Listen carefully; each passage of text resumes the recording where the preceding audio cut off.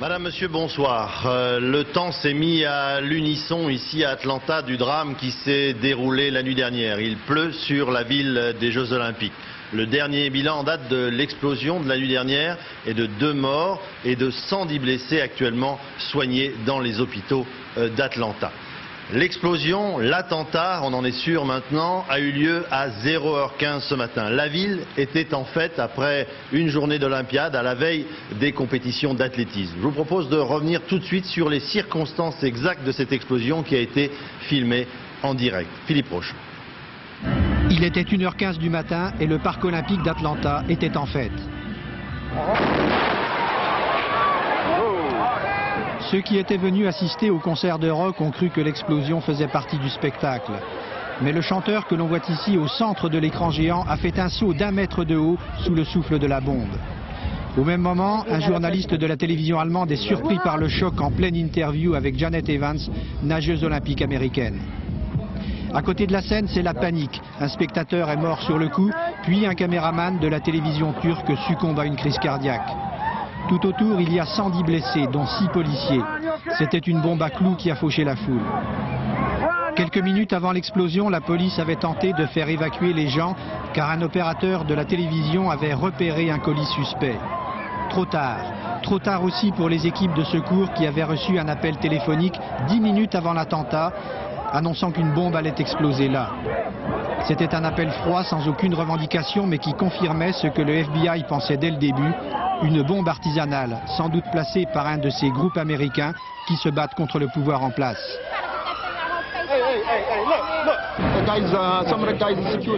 Des gars de la sécurité sont venus et ils ont essayé de tenir tous les gens éloignés. Ils ont même repoussé tout le monde avant que ça n'explose. Quelques minutes après l'attentat, des renforts de la police et de l'armée américaine vont former un cordon de sécurité autour du parc d'Atlanta, empêchant même les journalistes d'approcher. Et pourtant, le comité olympique annonce que les Jeux ne seront pas suspendus. Les Jeux continuent. Et au moment où je vous parle, du point de vue opérationnel, tout est en place. Les bus roulent, les athlètes partent et les sites sont prêts. Mais dans les rues, tout devient suspect. Les alertes à la bombe se multiplient. Les démineurs interviennent au moindre colis non identifié, ce qui paralyse les rues d'Atlanta et gêne considérablement les secours, comme ici, à 2 pas du parc olympique. C'est que très vite, les enquêteurs du FBI se sont rendus compte que la bombe, faite avec des clous déposés dans un tube, était passée inaperçue malgré les contrôles de sécurité. L'homme qui a fait trembler Atlanta l'avait placé ici, à côté de la scène, dans ce parc où seuls les agents du FBI cherchent encore dans les débris de l'explosion une piste qui pourra les conduire vers ceux qui ont voulu gâcher cette fête olympique. Vous l'avez compris, ce journal que je vous présente en direct d'Atlanta sera essentiellement destiné à évoquer cet attentat de la nuit dernière. Les équipes de France Télévisions sont mobilisées. Ce journal sera d'une durée exceptionnelle. Nous verrons en détail les circonstances de l'attentat et l'enquête qui s'ensuit. Alors tout de suite après l'explosion de la nuit dernière, première réaction recueillie par nos reporters François Brabant, Vincent Maillard, c'était dans les rues d'Atlanta, quelques instants après l'explosion qui a fait 2 morts. Ils le craignaient depuis des mois, ils le redoutaient depuis la semaine dernière. Le drame qu'ils espéraient ne pas avoir à affronter, les policiers d'Atlanta l'ont rencontré cette nuit, au cœur de l'animation nocturne olympique. Une explosion, la panique et des centaines de spectateurs d'un concert rock, mais aussi du match de basket de la Dream Team en plein parc du Centenaire, saisis par la douleur et la terreur. On était à peu près 3 mètres de là. On était juste en train de partir et tout à coup, bang, tout a volé. Partout par terre, des gens blessés, une femme touchée à la jambe, c'était terrible. Et on n'était pas loin, on était juste à côté. Ça n'était pas juste une explosion, c'était une bombe. La première chose que j'ai vue, ce sont des gens qui tombaient par terre dès que l'explosion s'est produite. Moi aussi aussi, je me suis couché par terre. Tout le monde avait peur, moi aussi j'avais peur. Dès que je me suis relevé, j'ai vu un homme allongé sur un banc. Je lui ai demandé si ça allait. Il m'a dit oui, oui, ça va. Je me suis approché, je l'ai examiné. Il saignait du bras droit. Et il y avait plein de gens autour, encore plus sérieusement blessés que lui. Les gens ont commencé à courir. Il y avait des gens partout. La police criait « Couchez-vous, couchez-vous ». Les gens criaient « C'est une bombe, c'est une bombe ». Tout le monde criait. C'était tellement soudain. C'était fou. Il y a eu un grand bruit et on a su, on a compris. Ils ont dit au début que ça pouvait être un transformateur électrique, mais nous on savait. Il n'y avait qu'à regarder les visages, tout le monde pleurait. Les gens couraient partout, du monde dans tous les sens. Ils criaient « Sauvons-nous par là, c'est le chemin le plus court ». C'était la confusion la plus totale. Et tout à coup, les gardes nationaux, la police, l'armée, je ne peux pas me souvenir de tout, mais ils étaient partout. Mais je ne veux pas en dire plus. Les secours sont intervenus très rapidement et les blessés évacués immédiatement. Immédiatement aussi, tout le centre-ville a été bouclé par la police. Après le crash de l'avion de la TWA la semaine dernière, la tension était déjà montée de plusieurs crans à Atlanta. Cette fois, les Jeux sont bel et bien en état d'urgence. Et parmi les touristes, les milliers de personnes qui se trouvaient aux abords de l'explosion, il y avait hier soir David Douillet, la première médaille d'or française, médaille d'or en judo. David, vous fêtiez avec vos amis la fin des compétitions de judo. Oui, exactement. On était avec toute l'équipe de France dans un restaurant français, ainsi qu'avec les nageurs. Nous vivions pleinement notre bonheur et puis d'un seul coup, ça a été la nouvelle, ça a été le drame et ça nous a gâché toute la fête. On était à une centaine de mètres de l'explosion. Oui. Et d'ailleurs, un certain nombre d'athlètes qui se trouvaient avec vous sont revenus dans le restaurant après avoir... Ils étaient aux abords du concert et ils ont entendu la déflagration parce qu'ils étaient à côté. Ils ont été très choqués. Une nageuse a été très très choquée et ils sont venus nous prévenir de ce qui était passé. Ça a été la stupeur totale. David, comment ressentez-vous cet événement dramatique qui vient gâcher une nouvelle fois une Olympiade ? C'est du dégoût, c'est une grande déception, ce sont des lâches qui déposent un objet comme ça anonymement, c'est des gens sans foi ni loi qui viennent perturber une des plus belles fêtes qui existent au monde. Les Jeux, c'est justement l'endroit où les gens oublient leur religion, leur ethnie, leur nationalité et d'un même esprit, d'un même corps viennent s'exprimer ensemble et le fait de très bassement venir gâcher en voulant exprimer une idée par une bombe, c'est horrible et on trouve ça complètement désuet et on ne cédera pas à la pression psychologique, on restera jusqu'au bout des Jeux et on gagnera des médailles, on leur prouvera qu'on est plus fort qu'eux. Merci David. D'autres réactions d'athlètes qui se trouvaient cette nuit en ville et qui ensuite ont rejoint le village olympique qui est très sévèrement gardé. Réaction donc de ces athlètes recueillis la nuit dernière devant la porte du village olympique par Thierry Clopeau et Roger Motte. Très peu de temps après l'explosion, la police d'Atlanta bloque tous les accès routiers au village olympique, zone sensible sous haute sécurité. Il est 4 h du matin, les journalistes ne peuvent pas pénétrer dans le village. Les athlètes qui ont terminé la veille la compétition, comme les nageurs français qui ont fait la fête, rentrent au bercail. C'est la consternation. C'était la stupeur parce que bon, c'est vrai qu'en venant ici, on avait eu beaucoup de crainte sur les attentats. Puis, petit à petit, on s'était dit ben non, ça se fera pas. Puis bon, là, ça arrive d'un coup. On s'est acheté un gros froid dans le restaurant français. Vraiment, tout le monde a pris jusqu'à la fin de la fête. 6 h du matin, nous sommes à 2 pas du siège de la chaîne américaine CNN, en face du parc olympique. Les personnels des boutiques de vente de t-shirts et de gadgets qui sont déjà sur place sont bouleversés. Oui, bah, moi je compte pas rester ici. Moi je veux rentrer en France le plus vite possible. Parce que c'est assez quoi. Bon, on a entendu parler qu'ils avaient déjà désamorcé une bombe il y a 3 ou 4 jours pas loin d'ici. Ça ils le disent pas tout de suite, ils le disent après une fois que l'autre a sauté quoi. D'autres ont déjà la tête aux affaires. À Atlanta, même en de pareilles circonstances, business is business. Je crois que le tourisme ne devrait pas être en perte de vitesse. Au contraire, les gens vont peut-être venir encore plus nombreux pour voir l'endroit où cela s'est passé. Les athlètes français, comme le nageur Christophe Bordeaux, veulent croire que cet attentat n'aura pas de conséquences majeures sur le moral des compétiteurs. Ils sont là pour les Jeux et je crois qu'ils vont être forts mentalement pour réaliser leur performance. Ils sont là pour ça, ils se sont préparés depuis plusieurs années et c'est vrai que ça pourrait déstabiliser, mais il va falloir rester concentré. À l'image d'Erika et Yorgi, les deux nageurs finlandais, les athlètes étaient venus faire surtout la fête à Atlanta. Aujourd'hui, même s'il y a des médailles, le cœur n'y est plus vraiment. Pour l'instant, le dernier bilan en date est donc de 2 morts, un journaliste de télévision turc et une femme sans aucun doute, mais là on n'a pas de confirmation. Il y a également donc 110 blessés qui sont soignés dans les différents hôpitaux d'Atlanta. Reportage Étienne Lénart, Aaron Diamond. Cet homme et ses enfants ont eu beaucoup de chance. Devant l'un des hôpitaux d'Atlanta, il raconte comme pour l'exorciser l'immense frayeur de la nuit. Ils étaient assis par terre, ils écoutaient le concert quand la bombe a explosé. On était assis dans l'herbe à 25 mètres de la scène quand l'explosion s'est produite. Je crois qu'elle provenait de l'une des enceintes placées sur le côté. Ma belle-mère, elle était assise juste derrière nous sur une chaise et elle a reçu des éclats de métal. Elle a été très sérieusement blessée. L'hôpital a été placé en état d'alerte maximum. 50 personnes y ont été admises. Parmi elles, un caméraman de la télévision turque victime d'une crise cardiaque. C'est devant l'hôpital que ses confrères ont appris qu'il était mort. Il n'était pas dans le parc au moment de l'explosion? Non, non, il est venu pour filmer. Il a couru pour faire son reportage. C'est là qu'il est mort. Qu'il est mort? C'est ce que les médecins ont dit. Oh mon Dieu, je ne savais pas. 2 blessés sont restés plusieurs heures en salle d'opération. Ils sont encore à l'heure actuelle dans un état critique. D'autres sont atteints plus légèrement. Mais pour tous, le choc psychologique a été terrible. Tous les blessés nous ont dit qu'ils pensaient bien que ça pourrait arriver une explosion aux Jeux Olympiques. Mais c'est toujours pareil, vous pensez que ça n'arrive qu'aux autres. Les blessés les plus légers ont pu quitter l'hôpital Grady Memorial ces dernières heures. Une trentaine d'entre eux resteront cette nuit encore en observation. Et sur place tout de suite en direct d'un des hôpitaux de la ville d'Atlanta, Étienne Lénart, avec peut-être, Étienne, d'autres informations sur la gravité des blessures de certaines personnes?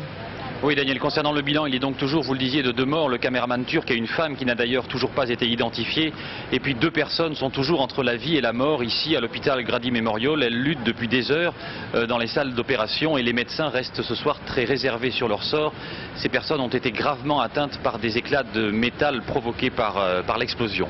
Les enquêteurs du FBI sont ici depuis ce matin. Ils ont interrogé les victimes toute la journée pour tenter d'établir des témoignages, puisque vous le savez, un appel téléphonique a été lancé d'une cabine téléphonique qui était située à 200 mètres de l'explosion pour avertir qu'une bombe allait exploser.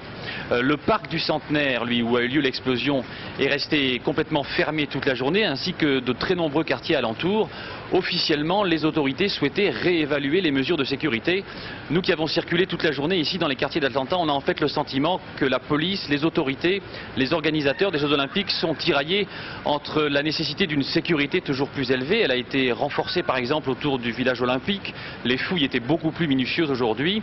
Et puis cette exigence d'ambiance bon enfant qui correspond à l'esprit olympique, mais on a bien compris que cette ambiance depuis la nuit dernière n'était plus de mise à Atlanta. Merci Étienne. Alors, bien entendu, nous reviendrons tout à l'heure plus en détail sur l'enquête qui a commencé. On peut le comprendre facilement, la ville d'Atlanta est traumatisée et une certaine psychose de l'attentat s'est emparée des habitants, des policiers, comme nous allons le constater dans ce reportage de François Brabant et Vincent Maillard. L'état de siège après l'état d'urgence. Ce matin, ce sont de sombres ambassadeurs qui accueillent les spectateurs des Jeux Olympiques. Atlanta se réveille après une nuit d'attentats, choquée, tendue, inquiète.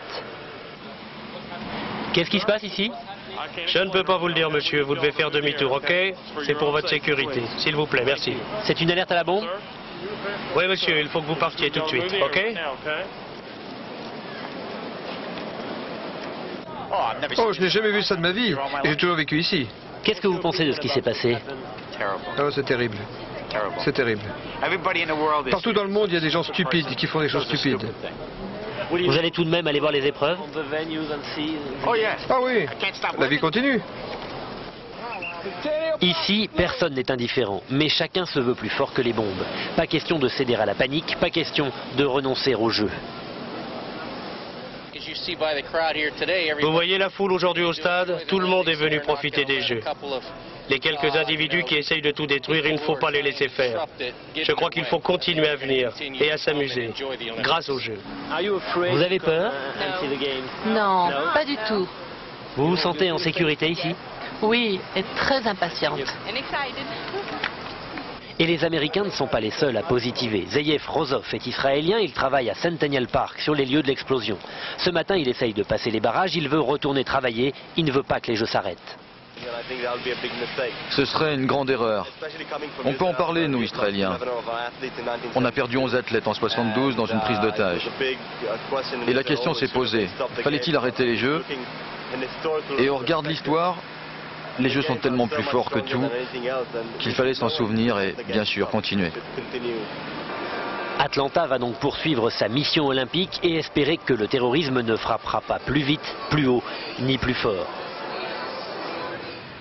Alors aussitôt les premières heures de la matinée, l'enquête a commencé sur le terrain. Pour l'instant, les policiers sont en train de chercher des fragments intéressants sur le périmètre où a eu lieu l'explosion. Ils examinent également des cabines téléphoniques d'où un appel a été envoyé à la police pour la prévenir qu'une bombe allait exploser. Il y a donc déjà des indications. C'est ce que nous résume maintenant Jeff Wittenberg.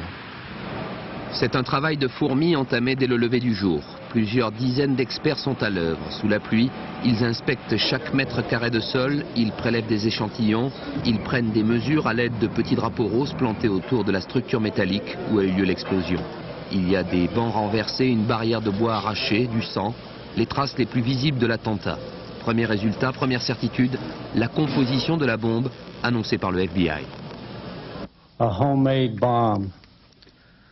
C'est une bombe artisanale. Un ou plusieurs engins composés d'un tube en métal qui était placé dans un sac à dos. Nous avons aussi trouvé des clous et des boulons qui étaient attachés autour de l'engin explosif.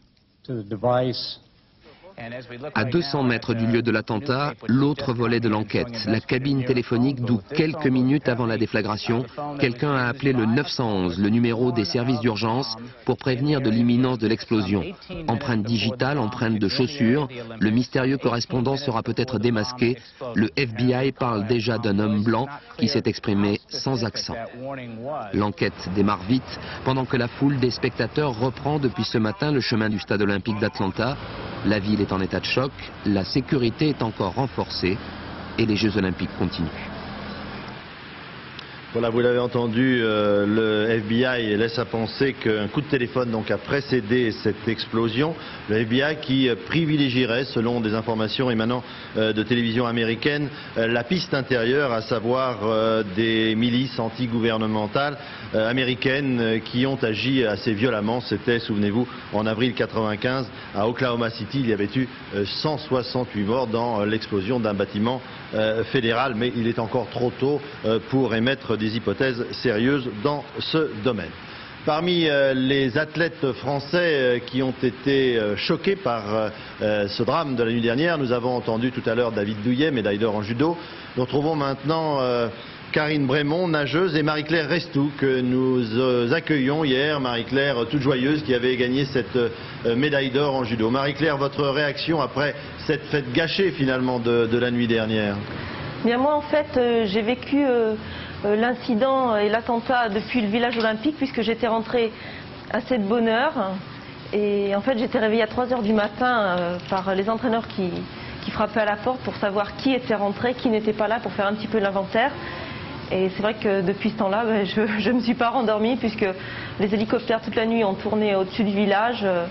Et en fait, j'étais rassurée un petit peu ce matin en apprenant ce qui s'était réellement passé, puisque en fait j'ai passé toute la nuit sans savoir et j'étais un petit peu inquiète, oui. Marie-Claire, nous sommes quittés hier à 20 h alors que vous apprêtiez à fêter, et c'était normal, cette médaille d'or. Vous estimez que cet acte terroriste et ceux qui l'ont commis ont gâché la fête olympique? Bah, c'est certain, oui. Maintenant, il faut se dire que les Jeux se continuent, il ne faut pas s'arrêter là. Et moi, en ce qui me concerne, je ne vais pas rentrer en France. J'avais décidé de rester jusqu'à la fin, jusqu'à la clôture. Et donc, je resterai jusqu'à la fin. Et pour profiter au maximum des Jeux Olympiques. Karine Brémond, vous faites partie de l'équipe de France de natation. Vous étiez avec des amis, hommes et filles, pour fêter la fin des compétitions de natation hier soir. Vous étiez installé dans un restaurant très très près de l'endroit où a eu lieu l'explosion. Tout à fait, j'étais avec David Douillet même, donc on a vécu en fait la même peur, et c'est vrai que ça a été terrible d'apprendre par les télévisions que juste à côté de nous il y a eu un attentat. Mais je crois qu'une de vos amies qui était sortie avant vous a été choquée. Elle se trouvait tout à côté, elle, lorsque l'explosion a eu lieu. Oui, elle était à 10 mètres en fait, enfin à 10 mètres à côté de l'explosion, et elle est revenue très choquée, et c'était terrible de la voir crier. Vous allez rester jusqu'au bout, Karine? Non, nous tous les nageurs on va rentrer le 30 parce que...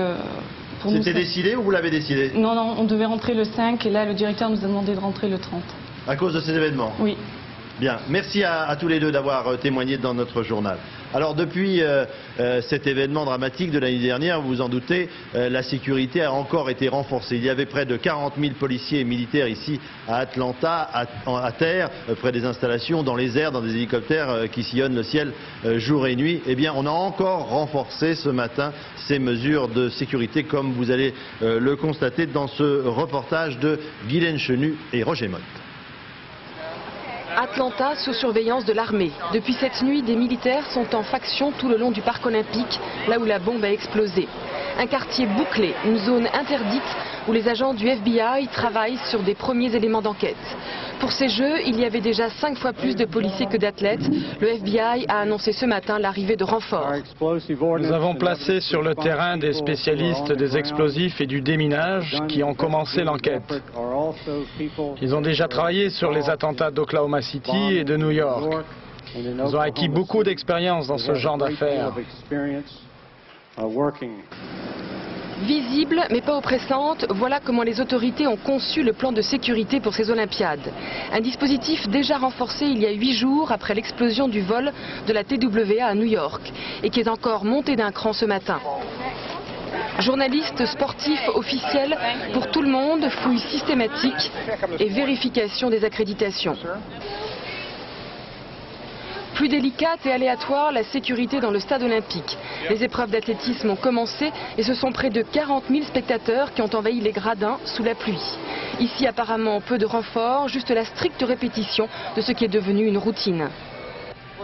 Nous assurons la sécurité aujourd'hui comme hier. Pour le moment, on fait le même travail. Ni effrayé, ni intimidé, c'est le message que veulent faire passer les autorités après l'attentat. Il faut dire qu'à Atlanta, depuis plus d'1 an, tout le monde redoutait et se préparait à une telle éventualité. Et ce matin même à la télévision, le président américain Bill Clinton a dit, et ce n'est pas habituel chez lui, qu'il était favorable à la peine de mort pour les auteurs de cet attentat de la nuit dernière. Avec nous, le ministre des Sports, Guy Druth. Guy Druth, bonsoir. Bonsoir. Quelle est votre première réaction quelques heures à peine après cet attentat? La même que celle du président de la République française, que celle du président de la République américaine, c'est que on ne peut que condamner très fermement à la fois les auteurs de cet acte et leur motivation, mais observer aussi une grande fermeté, et c'est la raison pour laquelle moi je pense que le président Samaranch et le CIO ont eu raison de demander à ce que les Jeux continuent. Parce que sinon c'est céder au chantage, et à ce moment-là on met le doigt dans un engrenage qui est irréversible. Même si on peut risquer de remettre en cause une nouvelle fois à la fois les spectateurs et les sportifs eux-mêmes. On ne fait plus jamais rien à ce moment-là.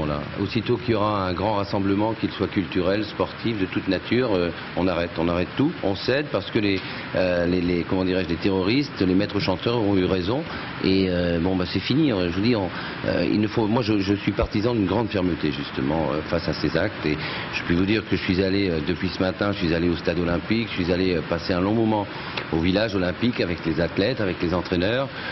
Bon, et bien évidemment l'ambiance n'est pas la même, mais les athlètes, ceux qui n'ont pas encore commencé, ont vraiment le souci et le souhait de bien se comporter. Alors Guy Druth, vous étiez sportif, athlète lorsque les Jeux de Munich ont eu lieu en 1972. Nous allons en parler dans un instant. Je voudrais que justement, puisque cet attentat n'a pas une relation directe, mais est du même type que celui qui avait endeuillé les Jeux Olympiques de 1972. Souvenez-vous, il s'agissait de la prise d'otage d'une partie de la délégation israélienne. Vous étiez à l'époque dans la délégation française. Comment avez-vous ressenti cet événement ? C'était le jour de repos et j'ai eu le très triste privilège d'assister de très près à une partie des événements. Ça m'a choqué quand même assez fortement.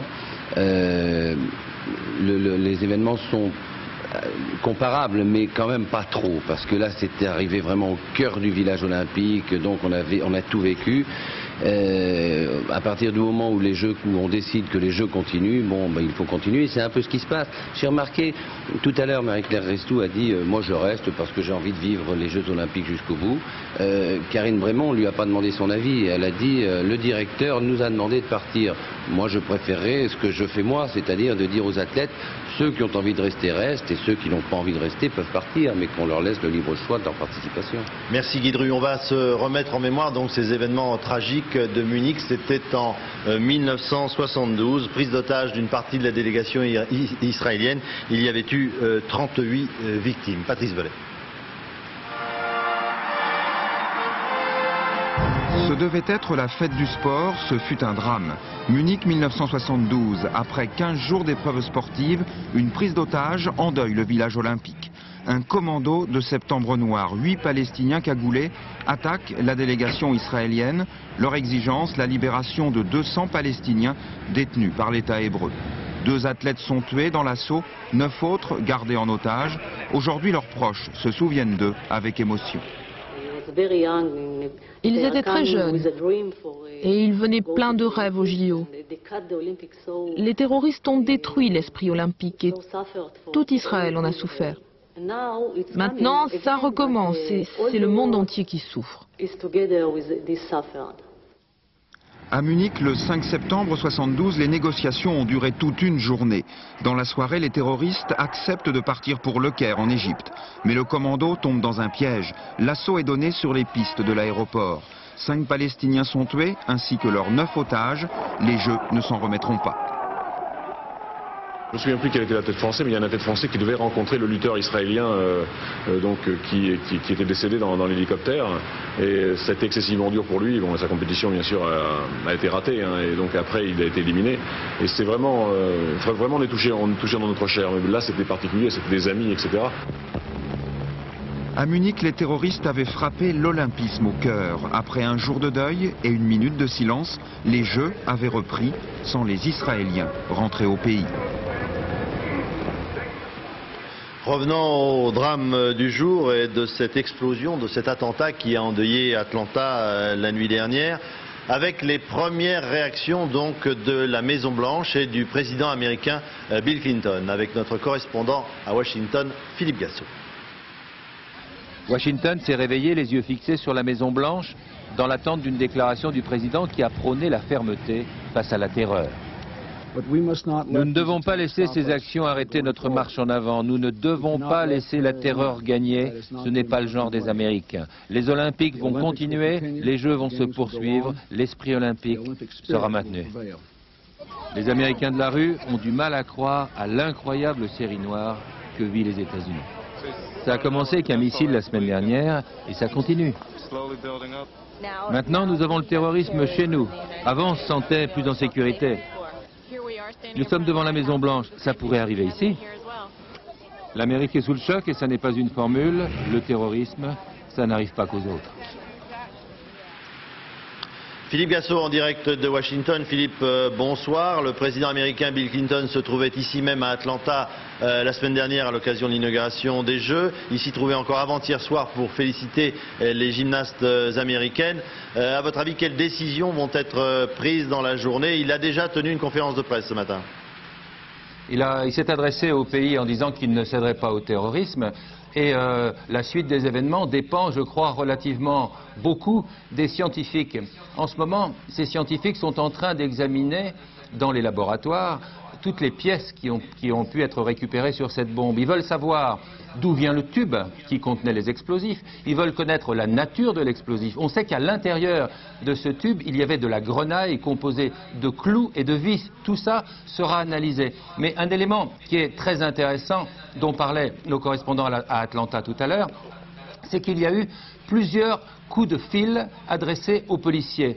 Les premiers coups de fil sont arrivés à la police aux alentours d'1h du matin. C'est presque 25 minutes avant l'explosion de cette bombe. Or, l'homme qui a téléphoné, et là les policiers sont formels, ils l'ont révélé à la presse, l'homme qui a téléphoné est un homme blanc qui a un très bon accent américain. Donc la piste extérieure semble n'être plus véritablement privilégiée, bien qu'aucune hypothèse ne soit abandonnée.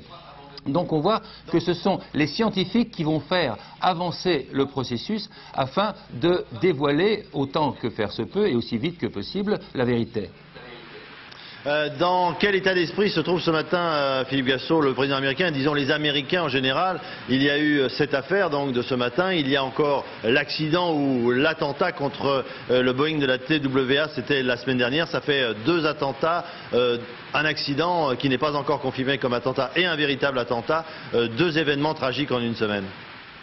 Oui, je l'avais résumé tout à l'heure en une sorte de formule. Pour les Américains maintenant, le terrorisme, ça n'arrive pas qu'aux autres. Les Américains vivent une série noire et ne savent pas ce qu'ils ont fait au bon Dieu pour mériter cela, car ils essaient à travers leur politique, à travers leurs actions militaires, je peux parler de la Bosnie ou d'autres, de faire avancer le bien dans le monde, ils en sont convaincus, et là, ils ne savent pas vraiment ce qui leur arrive. Merci Philippe Gassot, vous étiez en direct avec nous de Washington. Évidemment, on s'en aperçoit avec ce que vient de dire Philippe, l'Amérique aujourd'hui qui a été n'est plus un continent inviolé du point de vue du terrorisme. Pendant longtemps, les Américains ont été à l'abri de ce type d'attentat. Aujourd'hui, ils ne le sont plus, que ce soit d'origine extérieure ou d'origine intérieure. Ça, c'est l'enquête qui le dira. En tout cas, les Américains ne sont plus à l'abri de ce type d'attentat. Isabelle Bechler. Peut-être est-ce dans un tube de ce type que la bombe d'Atlanta était dissimulée. Poudre, grenaille, boulon. D'après le ministère américain de la Justice, c'est une piste locale qui est privilégiée pour l'instant. On se rappelle qu'en avril dernier, la police avait arrêté 2 miliciens géorgiens, un plombier et un électricien, des partisans de l'indépendance de la Géorgie, en possession d'un dangereux arsenal. Les 2 hommes prétendaient lutter contre le cosmopolitisme des Jeux Olympiques. C'est à d'autres de ces miliciens paramilitaires, racistes et armés jusqu'aux dents, qu'est dû le carnage absolu d'Oklahoma City. 2 tonnes d'explosifs avaient détruit un immeuble fédéral et tué 168 personnes dans leur folie antigouvernementale. C'était en avril 1995. C'était la première fois que l'Amérique se sentait vulnérable face à un ennemi de l'intérieur. Jusque-là, c'est le Proche-Orient qui avait déplacé sa crise aux États-Unis, notamment avec l'attentat de février 93 contre le World Trade Center. 6 morts et plus de 1000 blessés à la pointe de Manhattan. 4 islamistes de la mouvance de Cheikh Abderrahman ont déjà été condamnés. Le 5e doit l'être ces jours-ci. Enfin, toujours moyen-oriental, il ne faut pas négliger la piste de l'opposition saoudienne, à laquelle on attribue l'attentat de Daran, voilà un mois. Un camion piégé qui a tué 19 soldats américains. Ces hommes sont morts parce que Washington soutient le régime saoudien contre vents et marées. Le mouvement du changement islamique avait d'ailleurs publié de nouvelles menaces anti-américaines à la mi-juillet dans le journal saoudien Al-Hayat. Vous serez surpris par la violence de notre riposte, sa date et son lieu. C'est pour demain matin et demain matin, c'est fort bientôt. Mais pas une allusion dans ce communiqué aux Jeux Olympiques d'Atlanta. Alors l'Amérique entre dans un nouveau drame, l'attentat d'Atlanta, alors qu'elle sort à peine d'un autre drame, l'accident du Boeing de la TWA la semaine dernière. Bien sûr, il ne faut pas établir encore de relation directe ou indirecte entre les 2 événements, mais en tout cas à New York, où l'on continue d'enquêter, on parle d'un rapprochement possible, en tout cas on évoque les 2 affaires, Patrice Ramden. Patrice ? Vous m'entendez, Daniel? Oui, parfaitement. Daniel, vous m'entendez? Oui. Parfaitement. On a effectivement, j'évoquais les 2 affaires ce matin, mais en se gardant bien d'établir un lien. En fait, le briefing des autorités ce matin a débuté par un hommage aux victimes d'Atlanta. Nous prions pour elles, nous pensons à elles et elles ont toute notre sympathie, a dit Bob Francis, qui est le patron des opérations de recherche ici. Et il a même ajouté, nous ne sommes pas ici à Long Island les plus mal placés pour comprendre ce sentiment d'horreur que peuvent éprouver les personnes présentes à Atlanta. Ensuite, Bob Francis est passé à l'enquête après cet hommage avec ce matin une confirmation et une information. La confirmation nous vient du FBI. Il y a bien des bouts de métal dans le corps de certaines victimes, mais il est impossible de préciser pour l'instant d'où provient ce métal. L'information ensuite, figurez-vous que lorsque les bandes, l'enregistrement des boîtes noires s'interrompt, les radars repèrent une cible, une seule, et c'est l'avion.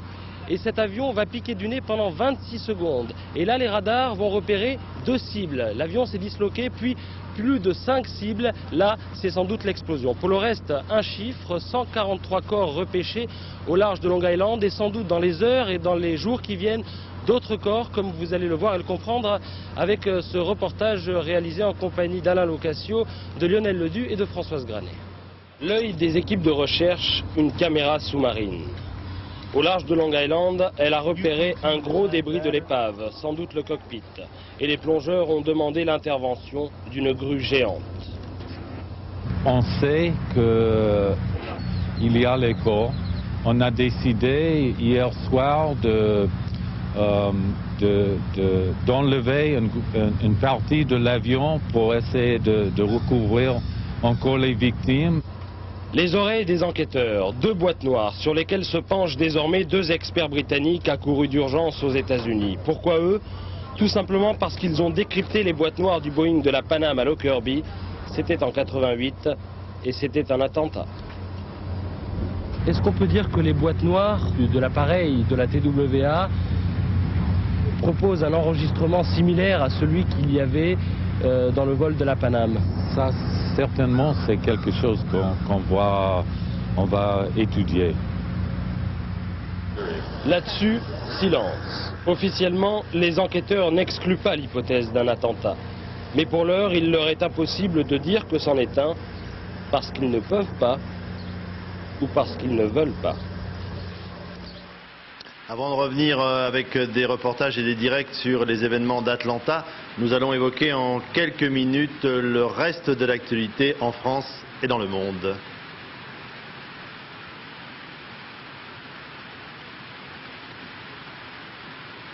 Le reste de l'actualité avec Anne Gauthier, je pense. Bien, un petit problème pour avoir ce rendez-vous avec Paris. Alors donc, restons sur les événements d'Atlanta. Le président de la République, M. Jacques Chirac, a bien sûr réagi. Il a envoyé un télégramme de condoléances au président Bill Clinton. Il a également envoyé un télégramme au président du CIO, M. Samaranch. Réaction maintenant enregistrée cet après-midi du Premier ministre, M. Alain Juppé, que nous écoutons. Nous sommes tous bouleversés parce que c'est sans doute une des formes de terrorisme, si les choses se confirment, qui est les plus scandaleuses, les plus révoltantes, alors que tous les athlètes du monde sont réunis pour célébrer la paix, la fraternité, le sport, l'amitié. Voilà qu'une fois de plus, la haine frappe. J'exprime bien entendu ma très profonde sympathie aux autorités américaines et puis à tous ceux qui sont à Atlanta, américains, athlètes venus de toutes les parties du monde. Le CIO, vous l'avez entendu tout à l'heure, a décidé donc de poursuivre ces Jeux Olympiques. Il y avait donc des rendez-vous très importants dès ce matin sur le stade olympique. C'est le début de la grande semaine d'athlétisme. Spectateurs et athlètes étaient présents malgré tout. Thierry Clopo, reportage. Comme le souhaitait le CIO, le drapeau olympique est en berne ce matin au stade d'Atlanta. Un souffle de recueillement a parcouru les spectateurs qui, sous la pluie, petit à petit, ont rempli les 80 000 places. Pour la majorité des Américains, malgré l'attentat, les Jeux doivent continuer.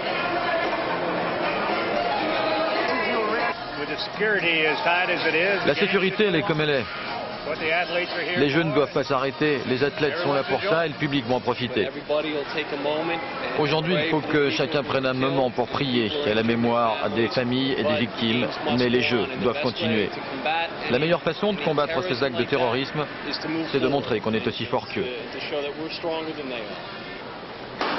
Du côté des sportifs en compétition ce matin, la nouvelle a choqué, même si elle n'a pas véritablement perturbé la préparation. Nous, on l'a appris en venant ici, mais sinon, dans le village, les gens ils sont dans une bulle, donc ils sont protégés. Bon, il y a eu 2-3 morts, il y en aurait eu 50, on continuerait les Jeux, parce que c'est tellement immense, il y a tellement d'intérêt dans ces Jeux, tout le monde, que pour arrêter une décision comme celle-là, bon, la facilité c'est de laisser aller, quoi, et puis d'attendre que ça se passe. Aujourd'hui, quoi qu'il arrive au stade olympique d'Atlanta, les médailles risquent fort d'avoir un goût amer. Sur le stade olympique même maintenant, nous rejoignons Pierre Sled qui se trouve aux abords de la piste. Pierre, quelle est l'ambiance ce matin?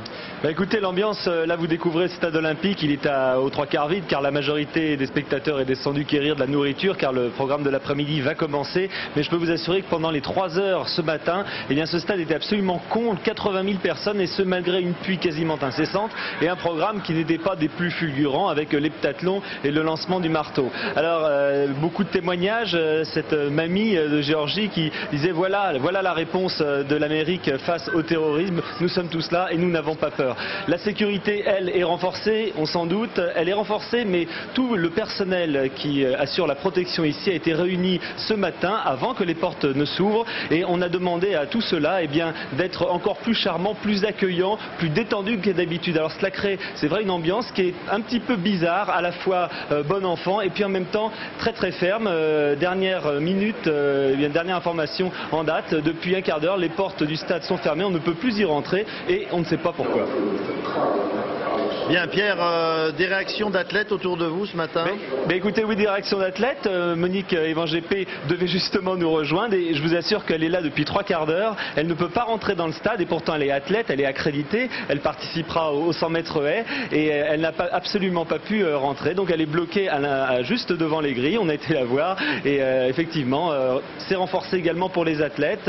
On les suit de près. Ici ce matin, chaque athlète qui rentrait après avoir fourni son effort, notamment en saut en hauteur ou en saut ou en lancement du marteau, était accompagné d'au moins 2 quarts du corps sur toute la longueur de son trajet jusqu'au vestiaire. Merci Pierre Sled. Il y a eu donc des épreuves ce matin, non seulement sur le stade olympique Thierry Clopo, mais aussi dans d'autres sites aux alentours d'Atlanta, notamment en aviron.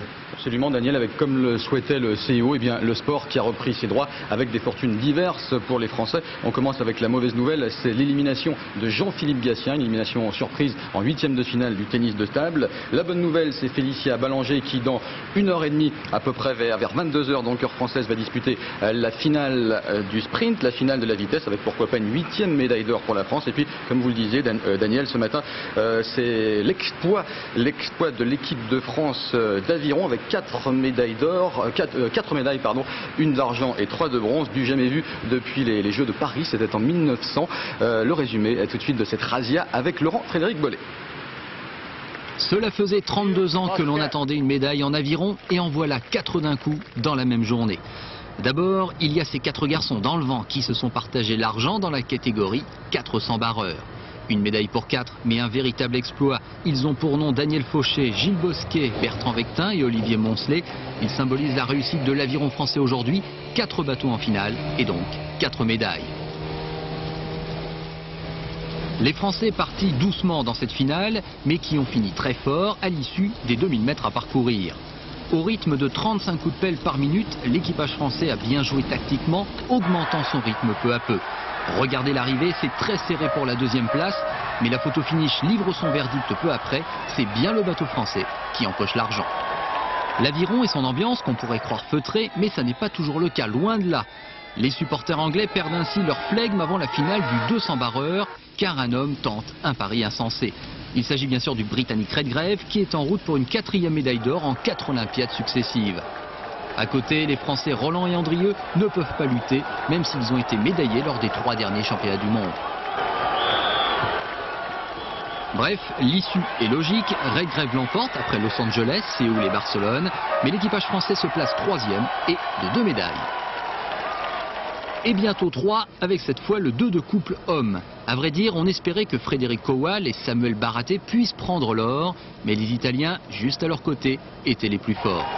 Verdict, une autre médaille de bronze, un peu décevante peut-être, mais pas honteuse quand même. Enfin, honneur aux dames, Hélène Cortin et Christine Gosset récoltent également le bronze en 200 barreurs. Journée faste pour l'aviron qui devient comme l'escrime et le judo, une vraie spécialité française. Et ce matin, il y avait également la 2e journée d'athlétisme. 1 heure d'interruption à cause de la pluie. Cela n'a pas empêché Marie-Josée Pérec de réussir une excellente performance et de se qualifier pour les demi-finales. Marie-Josée Pérec, plus que jamais favorite de la finale qui se disputera mardi soir à Thibaut de Barbeyrac. Atlanta dans la grisaille, le stade olympique sous un déluge. En résumé, à 1 heure de la course de Marie-Josée Pérec, un temps à ne pas mettre une athlète dehors. Dans les tribunes, on s'occupe comme on peut, imperméable pour les uns, rock'n'roll pour les autres. À défaut de faire monter la température, on essaye d'oublier la nuit dernière et de faire grimper l'ambiance. Pour la course de Marie-Jo, la pluie a cessé, mais la piste est encore trempée. Ces conditions délicates ne vont pas empêcher la Guadeloupéenne de dominer ses adversaires. Pour se qualifier, il faut terminer dans les 4 premières. Mission accomplie.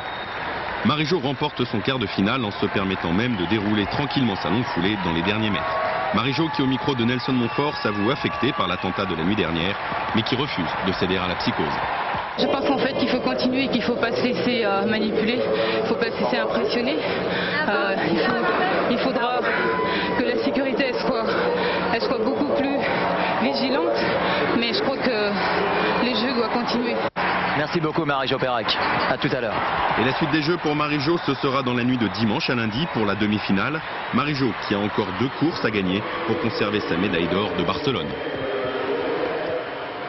Voilà un dernier petit mot pour vous parler du programme de ce soir avec bien sûr Daniel la finale du 100 mètres olympique. Notez bien, ce sera à 3 h du matin sur France 2 et puis dans 1h30 exactement à 22 h. Là cette fois-ci ce sera sur France 3 la finale de Félicia Ballanger en vitesse. Voilà. Merci Thierry Clopeau. J'évoquais tout à l'heure le reste de l'actualité en France et dans le monde, à commencer par le GIA algérien qui annonce la mort de Jamel Zitouni, émir du groupe islamique armé, qui avait revendiqué, souvenez-vous, c'était au mois de mai dernier, l'assassinat des 7 moines français tués en Algérie. Michel Fine.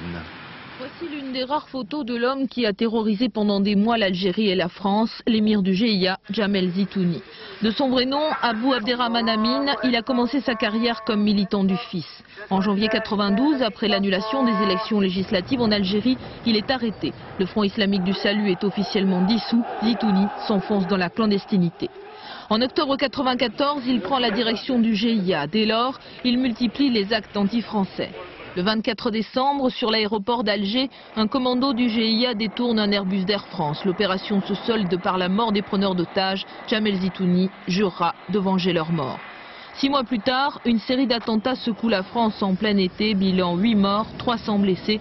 Les poseurs de bombes étaient les envoyés de l'émir du GIA. Le dernier geste anti-français de Jamel Zitouni précipitera sa perte. En mai, le GIA enlève 7 moines trappistes français en Algérie. 1 mois plus tard, c'est Jamel Zitouni qui signe le communiqué revendiquant leur mort. Le FIS condamne, Zitouni est isolé au sein de son propre mouvement. Le 14 juillet, un communiqué du GIA annonçait son éviction. 2 jours plus tard, Jamel Zitouni tombait dans une embuscade en Algérie. Après cette affaire, les autres titres de l'actualité, donc en France et dans le monde, avec Anne Gauthier. Pour le 3e week-end consécutif, plusieurs dizaines de milliers de juifs orthodoxes manifestent dans les rues de Jérusalem. Ils exigent la fermeture du boulevard Bar Ilam, l'un des principaux axes de la ville, durant Shabbat, jour sacré du judaïsme. Des centaines de policiers essaient d'éviter toute confrontation. Pour le moment, aucun incident n'est à déplorer. Les ultra-orthodoxes espèrent faire pression sur le gouvernement et les religieux élus à la Knesset pour obtenir gain de cause.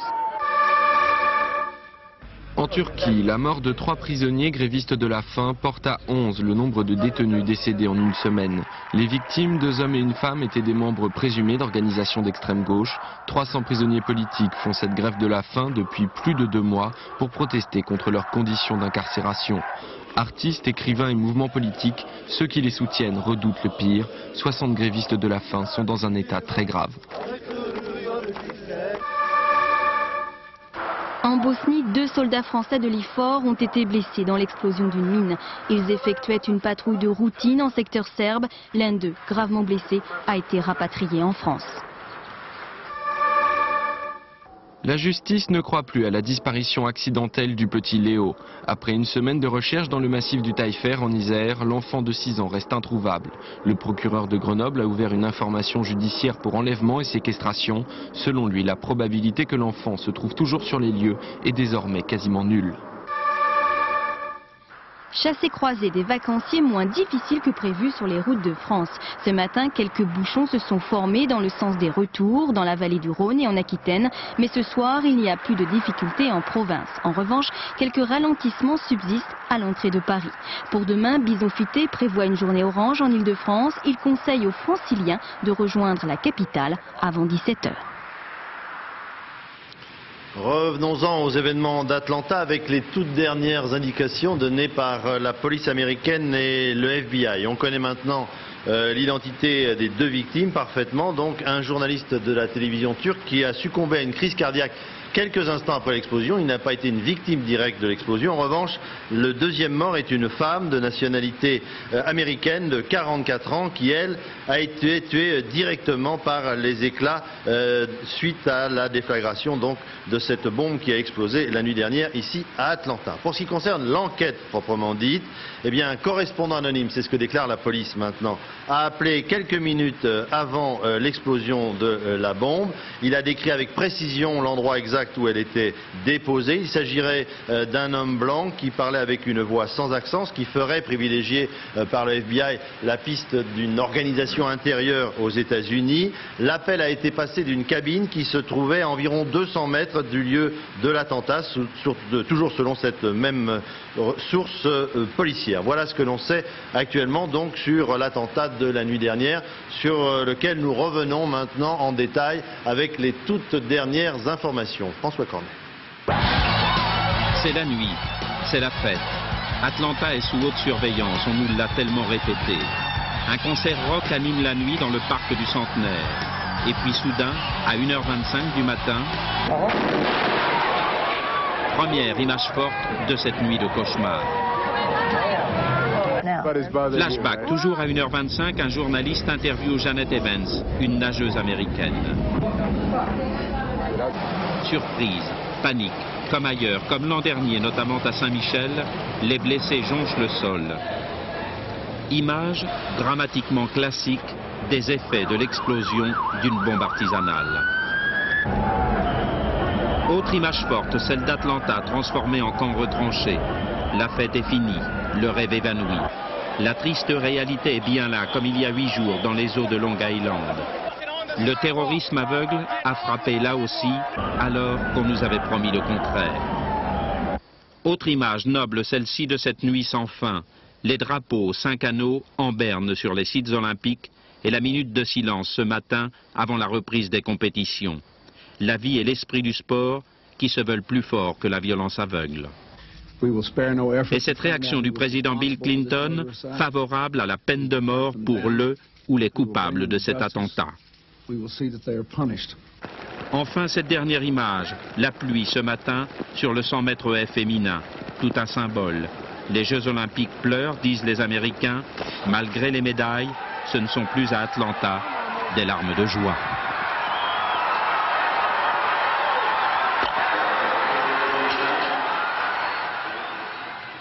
Et les Jeux se poursuivent donc, ainsi en a décidé le Comité olympique international. Le sport a repris ses droits au milieu du drame, avec à l'instant même, ainsi va la vie, une médaille d'or pour Jean-Pierre Amade au tir à la carabine. Voilà ce que l'on pouvait dire ce soir en direct d'Atlanta, avec l'ensemble des équipes de France 2 qui ont réalisé ces différents reportages. Je pense que vous avez eu un compte-rendu le plus complet possible des événements tragiques qui ont endeuillé Atlanta et l'ensemble du mouvement olympique. Je vous souhaite une excellente soirée sur notre chaîne et je vous donne rendez-vous demain à 20 h. Bonsoir.